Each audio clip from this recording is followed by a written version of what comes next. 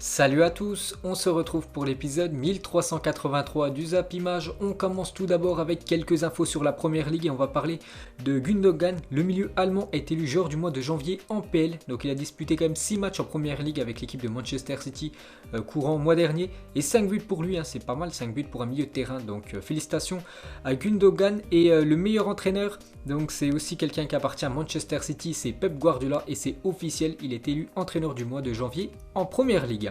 Ensuite, toujours avec Pep Guardiola, donc il lance un défi à Hansi Flick après le sextuplé du Bayern. Donc il a dit toutes mes félicitations au Bayern pour ce 6e trophée. Cependant, je tiens à dire à Hansi Flick que la deuxième équipe a réalisé cet exploit de remporter 6 titres en une saison après le Barça en 2009. Je pourrais donc contacter Messi et compagnie pour que l'on joue un match pour déterminer le vainqueur du 7e trophée. Dites-moi où et quand on peut faire ce match et nous serons là. J'attends la réponse. Hansi, on en rêve tous bien sûr de ce Barça de 2009 contre cette équipe du Bayern Munich version 2020. Donc bien sûr c'est ironique ce qu'a dit Pep Guardiola parce que maintenant il y en a plein qui jouaient du côté du Barça à l'époque. Maintenant ils sont en retraite, je pense à Xavi, je pense aussi à Iniesta qui est quasiment en retraite. Mais voilà le bel hommage de Pep Guardiola envers le coach allemand. Ensuite, on va continuer avec le Bayern Munich et officiel, Serge Gnabry souffre d'une blessure à la cuisse gauche. Sa durée d'indisponibilité n'est pas connue, donc il s'est blessé lors de la finale de la Coupe du Monde des clubs. Donc du coup, il sera absent quelques semaines, l'attaquant allemand. Ensuite, on va parler de Alphonso Davids et on va parler de son histoire. Donc, il est né au Ghana en 2000 dans un camp de réfugiés après que ses parents aient quitté le Libéria à cause de la guerre civile. Donc, quelques années plus tard, il rejoint le Canada avec ses parents pour fuir la misère. En 2008, il prend sa première licence de footballeur. En 2016, il fait ses débuts en MLS à seulement 16 ans. Il était déjà très jeune et jouait déjà avec les professionnels. En 2017, il fait ses débuts en sélection canadienne. 2018, il signe au Bayern. Et en 2020, il élimine le Barça de son idole le Messi et devient le premier Canadien de l'histoire à remporter la Ligue des Champions. Et 2021, il réalise le sextuplé avec le Bayern Munich. Une histoire et un parcours absolument magnifique, ne jamais lâcher. Ensuite, on ouvre la page Neymar et le Paris Saint-Germain qui affronte après-demain cette équipe du FC Barcelone. Donc déjà, on va parler du grand absent, bien sûr, Neymar, le piège de cristal. Regardez toutes les blessures de Neymar depuis qu'il a rejoint cette équipe du Paris Saint-Germain. Il y en a énormément. Il y en a où il a manqué beaucoup de matchs, comme cette blessure en janvier 2019, le métatarse droit, fracture, 18 matchs loupés par Neymar. La même chose en février 2018, le métatarse droit, une nouvelle fois, 16 matchs, il avait loupé bien sûr la star du Brésil. Donc maintenant le 10 février 2021, c'est l'adducteur gauche pour Neymar, 4 semaines et va louper bien sûr ce match après-demain contre le Barça. On ne sait même pas s'il sera là pour le match retour. Donc Pochettino, il a dit Mbappé s'échauffait et on avait pris la décision de remplacer Neymar parce qu'on avait remarqué qu'il était irrité à cause des fautes qu'il subissait. Donc là c'était lors du match de Coupe de France, il y a quelques jours contre l'équipe de Caen. C'est vrai qu'il a beaucoup pris des coups Neymar et Pochettino avait pris la décision de le remplacer trop tard parce qu'il a été blessé avant d'être remplacé. Le joueur brésilien, toujours avec Pochettino à propos de l'absence de Neymar pour le prochain match bien sûr du Paris Saint-Germain, ce match très important en Ligue des Champions. Il avait très envie de revenir à Barcelone, de jouer contre le Barça. C'est un joueur qui veut toujours être dans ce genre de match, c'est pourquoi il est touché, il est triste, on peut le comprendre bien sûr. Neymar qui aurait pu retrouver son grand copain Lionel Messi, puis ça aurait été le retour de Neymar au Camp Nou. Donc vous savez que c'est terminé, ça a été compliqué le divorce entre Neymar et le FC Barcelone. Donc dommage, on verra pas ça. Ensuite, Herrera sur l'absence de Neymar en Ligue des Champions, il l'a dit l'année dernière. Nous avons également eu des matchs sans Kylian et Neymar et nous nous sommes relevés. Ney est très important, mais nous avons un bon bloc et un bon groupe de footballeurs qui peuvent assumer ce rôle de leader. Donc bien sûr, il y a des autres très bons joueurs du côté du Paris Saint-Germain, mais le PSG est bien sûr plus fort avec un grand Neymar que sans Neymar. Toujours avec ce choc après-demain, regardez normalement le 11 probable face à Barcelone d'après l'équipe. Donc Keylor Navas bien sûr au cage, Kurzawa, Kimpembe, Marquinhos et Florenzi.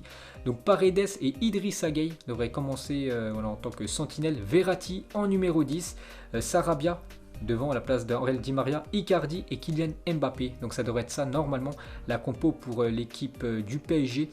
Donc moi j'aurais peut-être mis à la place de Verratti, j'aurais peut-être mis Rafinha et j'aurais mis Verratti à la place d'Idrissa Gueye. Bon après on verra ce que va choisir Pochettino. Ensuite, cette fois-ci, une déclaration du capitaine du Paris Saint-Germain, Marquinhos, qui mise lui sur le collectif pour gagner contre cette équipe du Barça. Donc il a dit c'est un jeu collectif, tu as besoin d'une équipe, d'un collectif plus que d'un joueur ou l'autre. Il va falloir s'en sortir sans eux. On a besoin de cette victoire et de faire un bon match et c'est ce qu'on va faire. Donc Marquinhos très optimiste avant d'affronter cette équipe du Barça. N'oubliez pas qu'il y a un match aller et il y a un match retour qui se déroulera au Parc des Princes. Bien sûr, ça peut changer la donne, on verra bien sûr ce que ça va donner déjà après-demain. Et pour finir les gars, côté Paris Saint-Germain, cette fois-ci c'est Mathieu Valbuena qui parle de Kylian Mbappé. On sait très bien que le FC Barcelone répond présent dans les grands rendez-vous. Ce qui m'inquiète aussi, c'est que Kylian Mbappé n'est pas aussi performant quand Neymar n'est pas là. C'est aussi la clé, c'est vrai qu'ils sont très bons quand ils jouent les deux ensemble. Enfin il y a des matchs, vous passez à côté bien sûr, Neymar et Kylian Mbappé. Mais c'est vrai qu'Mbappé est souvent meilleur quand il y a Neymar qui joue avec lui. Donc là il ne sera pas là bien sûr, la star du Brésil. Et pour finir sur ce gros match, bien sûr il y a beaucoup d'infos dessus vu que c'est quand même un énorme match après-demain. Donc Aïssa Mendy sur FC Barcelone PSG qui va se qualifier. Pour moi ça dépend de Messi, a prévenu l'international algérien sur beIN Sport. Ça dépend comme il est, s'il est en forme, s'il décide entre guillemets de qualifier son équipe, il le fera parce que c'est un joueur hors norme. Donc d'après le défenseur algérien, il dit que la clé du match ça sera Lionel Messi côté FC Barcelone. Bon ça c'est pas une surprise, et il dit qu'en gros tout dépend de l'état de forme de Lionel Messi, si c'est un grand Lionel Messi. Donc il dit en gros qu'il y a de grandes chances que l'équipe du Barça fasse un gros match contre le PSG.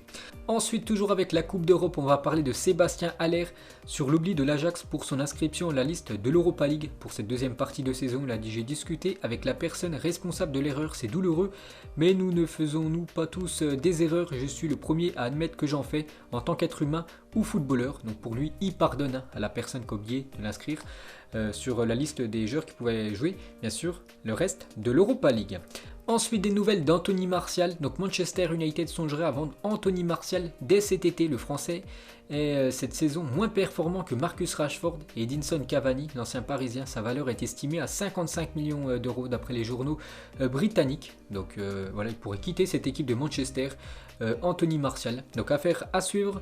Ensuite, toujours avec un joueur français aussi qui pourrait quitter Manchester dans quelques mois, c'est Paul Pogba. Et l'agent de Paul Pogba, Mino Raiola, il a dit: est-ce que Paul Pogba ira à la Juventus? Je ne peux pas parler de son avenir parce que les gens sont nerveux, les gens ne dorment pas la nuit, je dois travailler tranquillement, si je parle, quelqu'un va s'offusquer. Donc il nous apprend pas grand chose, Mino Raiola, mais il y a quand même de grandes chances de revoir le milieu français du côté de la Serie A. Ensuite, Bruno Fernandes a 18 ans lors de sa signature à Novare Calcio en 2012. Donc c'est une équipe de 4e division italienne. Et Bruno Fernandes, maintenant très bon joueur du côté de Manchester à l'époque. Une petite photo de lui, photo collector. Ensuite, Jules Koundé possède actuellement une clause libératoire de 80 millions d'euros pour l'ancien Bordelais. Le Real Madrid, Manchester City et le Paris Saint-Germain sont intéressés par le joueur actuellement qui fait une énorme saison du côté de Séville.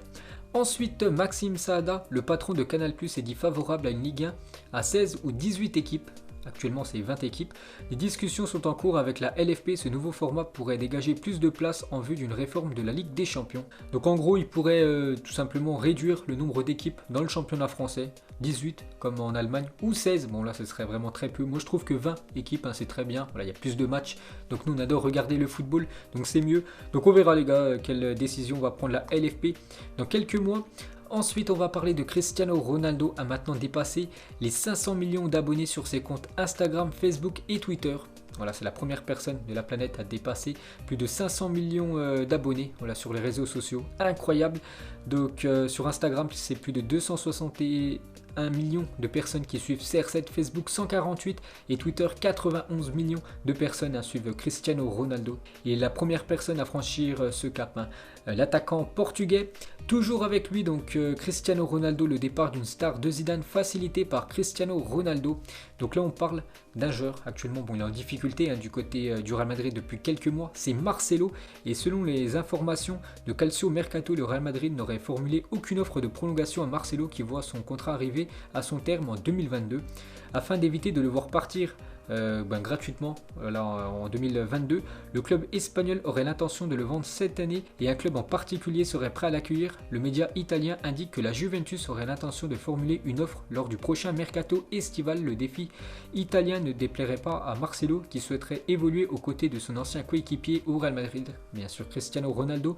Les négociations pourraient débuter dans les prochains mois entre les deux clubs. C'est vrai que si le Real Madrid veut récupérer un peu d'argent en vendant Marcelo, ils devront le vendre dès ce mercato estival 2021. On peut voir que la Juventus serait prêt à accueillir Marcelo et surtout Marcelo serait content de rejouer avec Cristiano Ronaldo. N'oubliez pas que les deux avant ça fonctionnait très bien du côté du Real Madrid, donc le Real veut vendre Marcelo à la fin de la saison. La Juventus a toujours été intéressée pour le signer tout simplement. Donc on peut voir aussi que Cristiano Ronaldo toujours en contact avec Marcelo, par exemple une photo de Marcelo sur son compte Instagram il y a quelques jours où il a l'entraînement. On peut voir que Cristiano Ronaldo a commenté.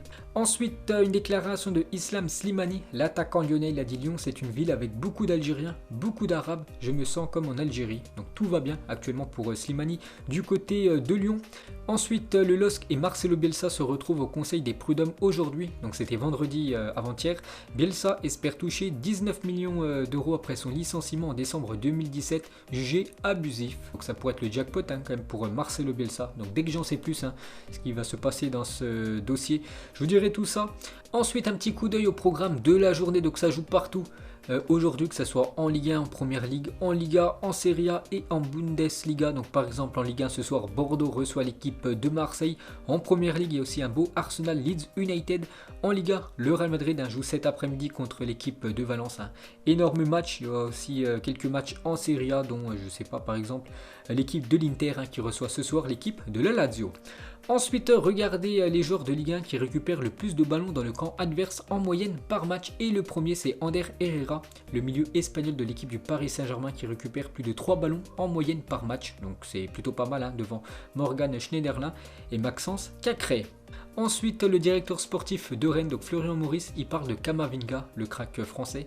On verra ce qu'il se passera d'ici la fin de la saison. On continue des discussions avec ses agents avant d'évoquer la possibilité de le voir partir libre en 2022, mais je ne pense pas qu'on en arrivera là. Donc voilà, il pourrait prolonger bien sûr avec cette équipe de Rennes. Il pourrait aussi signer du côté du Real Madrid dès cet été et le Real Madrid pourrait le prêter dans la foulée à l'équipe de Rennes. Donc ça aussi, on en saura certainement un peu plus dans les prochains mois.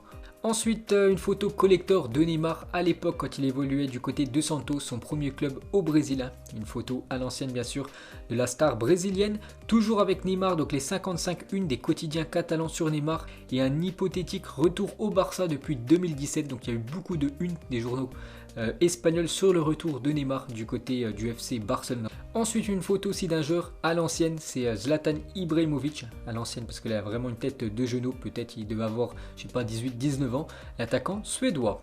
Ensuite le BVB serait prêt à laisser partir 6 de ses stars, donc Reina, Witsel, Haaland, Sancho, Akanji et Guerrero.